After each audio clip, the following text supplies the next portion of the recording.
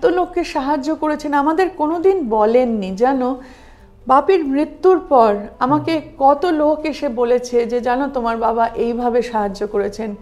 আমাদের বাড়ির দুই ঠাকুর হচ্ছে রবি ঠাকুর এবং সত্যজিৎ রায় ঠাকুর। অভিনয়টা ওনার নেশা ছিল, উনি সবসময় বলতেন আমাকে যে নিজের নেশাটাকে পেশা হিসেবে বাঁচবে। ট্যাক্সি করে আসছেন, সেই ট্যাক্সিওয়ালার সঙ্গে গল্প করতে করতে এলেন, সেই ট্যাক্সিওয়ালা আবার বাপির ফোন নাম্বার চাইলো, বাপি দিয়ে দিলেন ফোন নাম্বার। সেই ট্যাক্সিওয়ালা আবার মাঝে দেখলাম দুদিন ফোনও করেছে। এই চিঠিটা আমাকে আমার জন্মদিনে লিখেছিল 1978 সালে। মিটিল সোনা মামুনি আমার।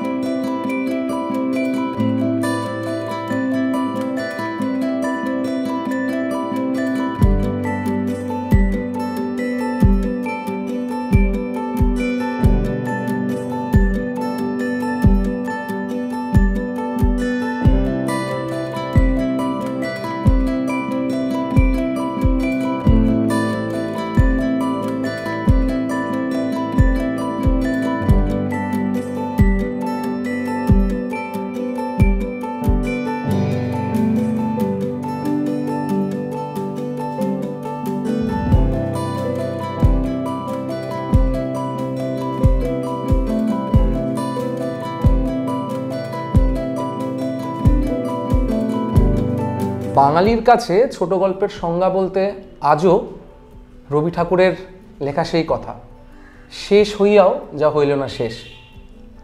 ঠিক তেমনি আপামর বাঙালির কাছে সৌমিত্র চট্টোপাধ্যায় অস্তিত্ব ঠিক তাই। উনি না থেকেও যে কি ভীষণভাবে আছেন তা আজও আমরা রন্ধ্রে রন্ধ্রে টের পাই। এই মুহূর্তে আমাদের সামনে বসে রয়েছেন সৌমিত্র কন্যা পৌলমী চট্টোপাধ্যায়। নমস্কার পৌলমীদি, আজ স্যারের জন্মবার্ষিকী। খুব জানতে ইচ্ছা করে যে উনি যখন আমাদের মধ্যে ছিলেন, আজও আছেন, কিন্তু যখন উনি সামনাসামনি ছিলেন, স্যার কিভাবে নিজের জন্মদিনটা উদযাপন করতেন? উনি বেসিক্যালি খুব কি বলবো, উনি খুব সাধারণ মধ্যবিত্ত জীবন উনি লিড করতেন। উনি একদম হাইফাই ওই ধরনের মানুষ ছিলেন না। ওনার মেধা ছিল আকাশচুম্বী, ওনার কর্মক্ষমতা, ওনার ইন্টেলেক্ট, ওনার জ্ঞান, সেগুলো আকাশচুম্বী হতে পারে, কিন্তু মানুষ হিসেবে উনি খুব আর পাঁচটা সাধারণ মানুষেরই মতো।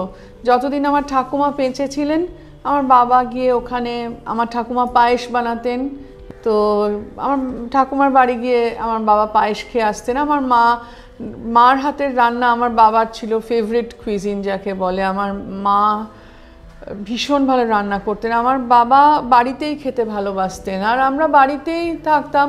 আর উনি সবসময় চাইতেন কোনো না কোনো কাজ করতে, কাজের মধ্যে দিয়ে উনি জন্মদিনটা পালন করতে চাইতেন। সেরকম যদি হিসাব করি, দীর্ঘ 6 দশকের ওপরে ওনাকে আমরা পর্দায় দেখেছি, এর বাইরে তো মঞ্চ রয়েছে। এই যে দীর্ঘ এত বছর অভিনয় জীবন যদি ওনাকে বিচার করি, যদি অভিনয় জীবন দেখি, নিজেকে কিভাবে আবদ্ধ করে রেখেছিলেন এই অভিনয় জীবনে? শুধুমাত্র এত কনসেন্ট্রেশন কোন শৃঙ্খলায়? কি সেটা ওনার ভেতরকার শৃঙ্খলা। উনি ভীষণ ডিসিপ্লিনড একজন আর্টিস্ট ছিলেন, এবং উনি সব সময় বলতেন যে ডিসিপ্লিন ছাড়া কোনো আর্ট ফর্ম কিন্তু করা সম্ভব হয় না। উনি এটাতে বিশ্বাস করতেন। হ্যাঁ, একেবারে। এবং উনি আমাকে সারা জীবন বলে এসেছেন, জিনিয়াস ইজ 99% পার্সপিরেশন, 1% ইন্সপিরেশন। এই যে আপনি এইমাত্র বললেন, সৌমিত্র চট্টোপাধ্যায় ভীষণভাবে একজন পারফেকশনিস্ট ছিলেন, পাশাপাশি ছিলেন দারুণ পেশাদার। আপনার স্মৃতিতে এমন কোনো ঘটনা আছে যেটা যা ওর পেশাদারিত্বের কোনো বর্ণনা করে, বা কোনো স্মৃতি যে ভীষণ যে ভয়ঙ্কর পেশাদারিত্ব? আমি সারা জীবন জন্মে থেকে দেখে আসছি। মানে উনি অসুস্থ, হাঁটতে পারছে না, চলতে পারছে না, কিন্তু তার সত্ত্বেও ওনার যদি সময় দেয়া থাকে, উনি সময়ের আগে পৌঁছবেন, সময়ের পরে না। এবং সেটা উনি আমাদেরও শিখিয়েছেন যে কাজ আগে, কাজটাই তোমার পরিচিতি, কাজটাই তুমি কিরম মানুষ, তুমি যে কাজ করছো সেটাই, সুতরাং সেখানে কোনো কম্প্রোমাইজ না। কাজ থাকলে আমার বাবা কাজটা আগে করবে, আমি জানি, তারপর বাকি সব সংসার হোক। হ্যাঁ, সমস্ত কিছু তারপরে। আচ্ছা, কোনোদিন এই অভিনয়ে বোর হননি? নিশ্চয়ই হননি, নইলে উনি এত বছর ধরে কি করে অভিনয়টা করে গেলেন? না, আমি যে কোনো ধরনের প্রকাশ করেননি, বা যদি জীবনে কোনোদিন করেননি। এবং অভিনয়টা ওনার নেশা ছিল, যে উনি সবসময় বলতেন আমাকে যে নিজের নেশাটাকে পেশা হিসেবে বাঁচবেন।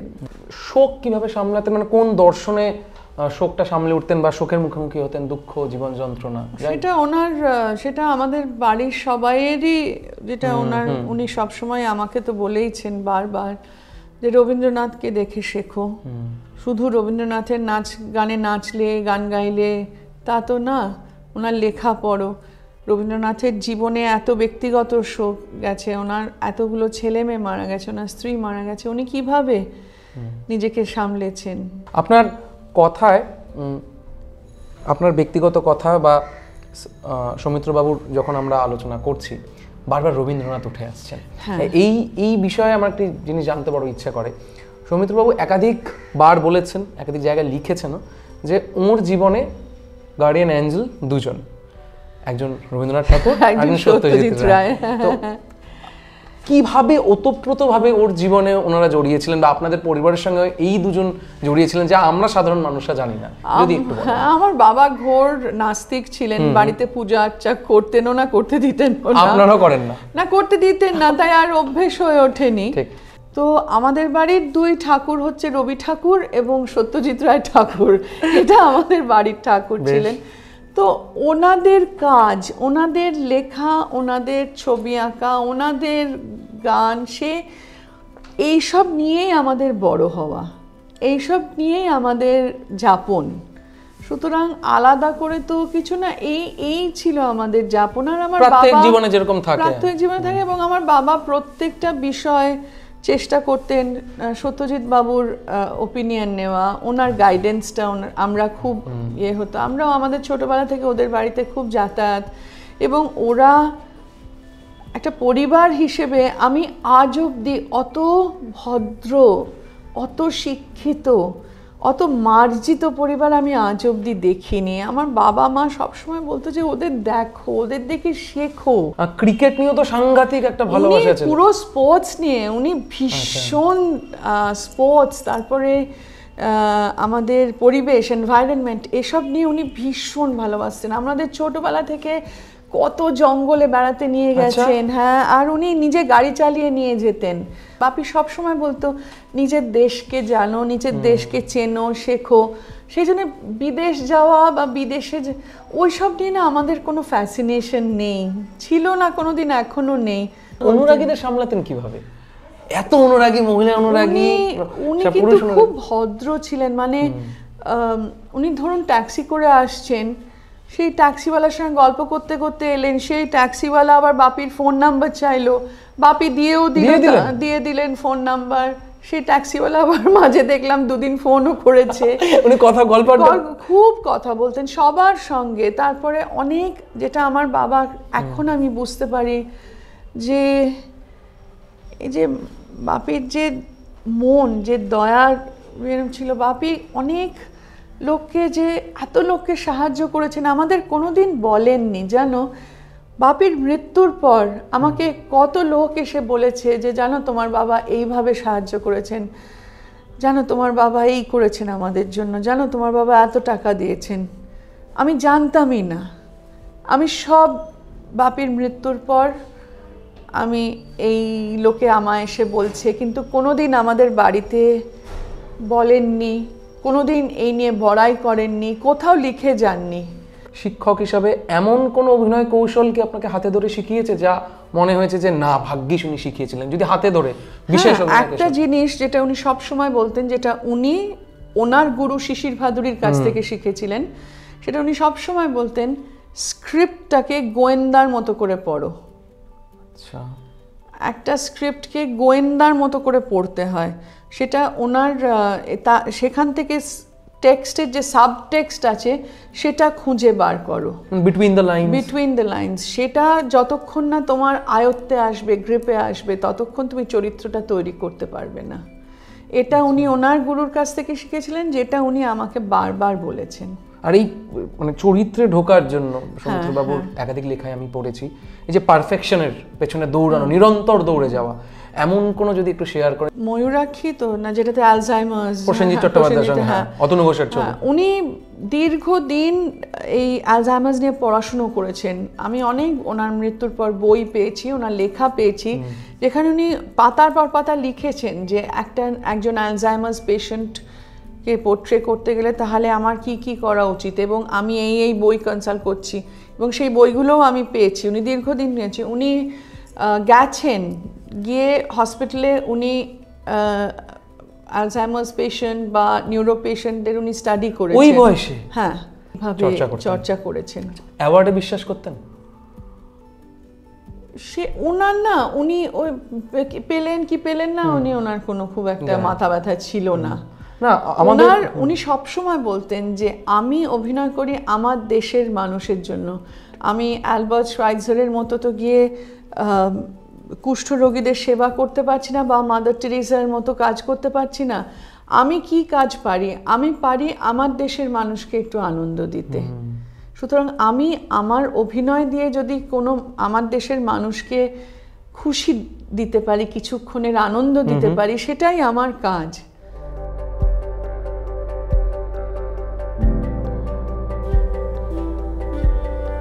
এই চিঠিটা আমাকে আমার জন্মদিনে লিখেছিল 1978 সালে।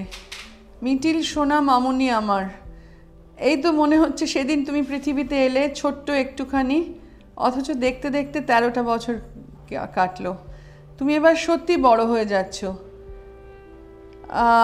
বড় হয়েছো বলে মামুনি তোমার জন্য একটা শাড়ি কিনে এনেছে, আর সেইটা তোমাকে দেবেন বলে দেখলাম ভারী সুন্দর একটা চিঠি তোমায় লিখলেন। তাই দেখে আমারও ইচ্ছে হলো তোমাকে একটা ছোট্ট চিঠি লিখি। কিন্তু মামুনি, তোমাকে আমরা কত ভালোবাসি সেইটা শুধু জানাবো বলে এই চিঠিটা কিন্তু আমি লিখছি না। তা তো তুমি জানোই। তুমি তো জানো তোমার দাদা, তোমার মামুনি, তোমার বাপি তোমায় কত ভালোবাসে। এই চিঠিটা লিখছি তোমার বড় হওয়ার কতগুলো দায়িত্ব তোমাকে আর একবার মনে করিয়ে দেব বলে। বড় হওয়া মানে শুধু তো আর যে শরীরটা বড় হয়ে গেল সেইটার দায়িত্ব নেওয়া নয়। বড় হওয়া মানে মনটাকেও বড় করে নেওয়া। বড় ভাব, বড় ধৈর্য, বড় সুখ, বড় বুদ্ধি, বড় কল্পনা, বড় ত্যাগ, বড় মমতা, বড় ভালোবাসার মধ্যে মনটাকে নিয়ে যাওয়াই তো বড় হওয়া।